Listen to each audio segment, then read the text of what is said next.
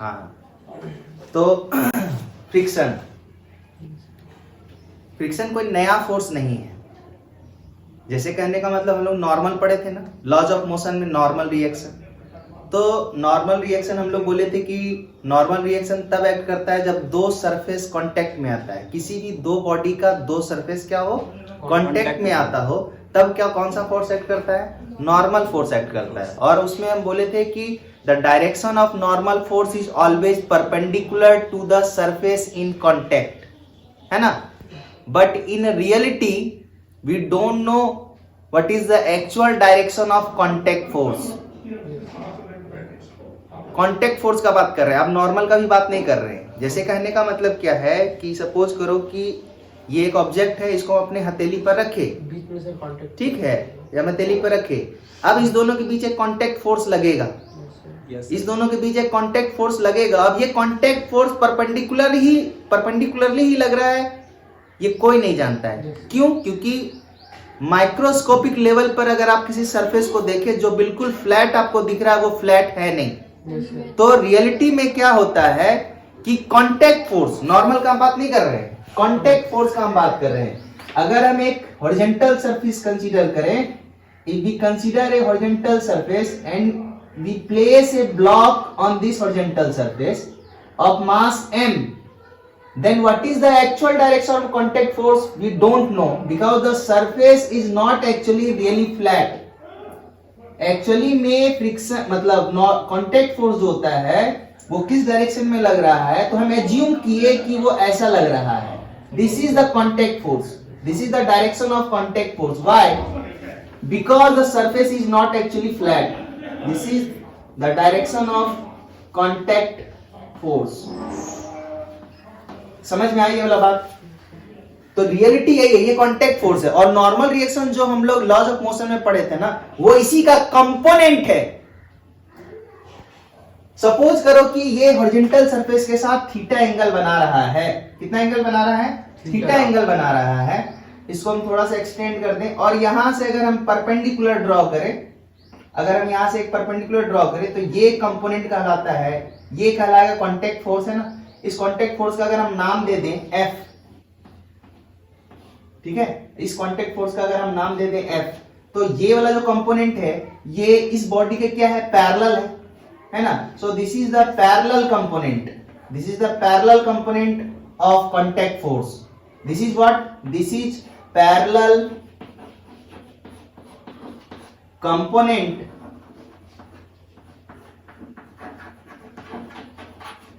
of contact force.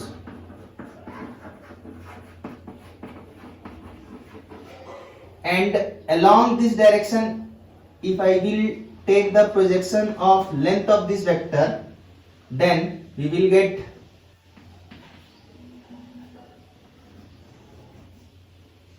perpendicular component. This is perpendicular component. Perpendicular component.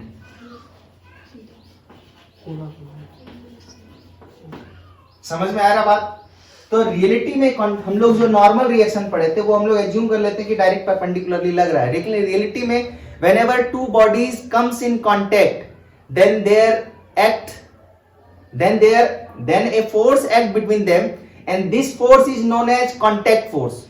And the direction of contact force is not always perpendicular because the surface of contact is not actually flat at microscopic level. If you will see, if you will observe microscopically, then you will find the surface is not actually flat. That's why we assume the direction of contact force is like this, or you may assume the direction of contact force is like this. Then we take the component of this contact force. The parallel component of this contact force is known as friction, and this perpendicular component of this contact force is said to be normal reaction. This perpendicular component of contact force is said to be what? Normal reaction, which we have gone through in laws of motion, normal reaction.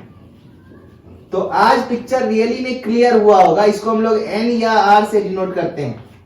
And this parallel component of contact force is said to be friction, this is said to be what, friction.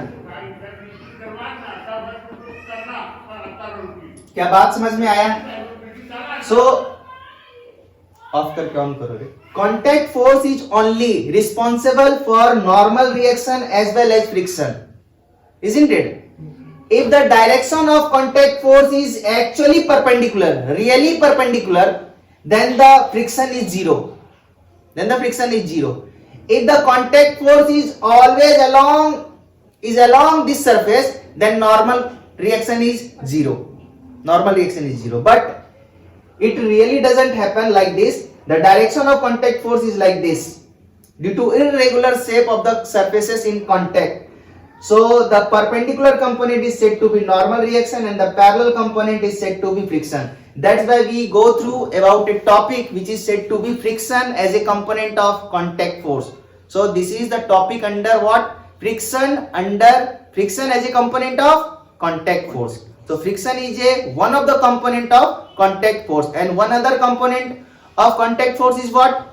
Normal reaction. Normal reaction is perpendicular to the surface and friction is tangential to the surfaces in contact.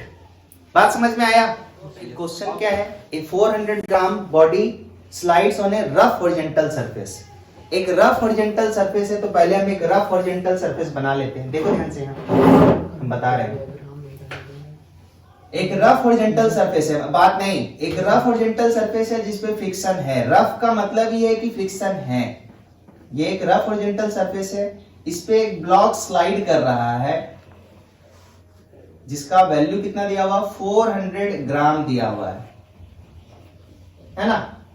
400 ग्राम दिया हुआ है और बोल रहा है कि इसका frictional value, friction का वैल्यू कितना दिया हुआ है? 3 न्यूटन दिया हुआ है। और तुमसे पूछा क्या गया है? पूछा गया है कि आप ध्यान से देखो, पहले हम बता रहे हैं, ये क्वेश्चन है। नॉर्मल रिएक्शन आप तुम इधर लगा दो या इधर लगा दो, कोई फर्क नहीं पड़ता। तो नॉर्मल रिएक्शन हम ऐसे, नॉर्मल रिएक्शन बोलते हैं कॉन्टैक्ट फोर्स। तो कॉन्टैक्ट फोर्स का डायरेक्शन हम इधर दिखा दिए। ये कॉन्टैक्ट फोर्स है, इसको हम F बोल रहे हैं। दिस इज कॉन्टैक्ट फोर्स, ठीक है?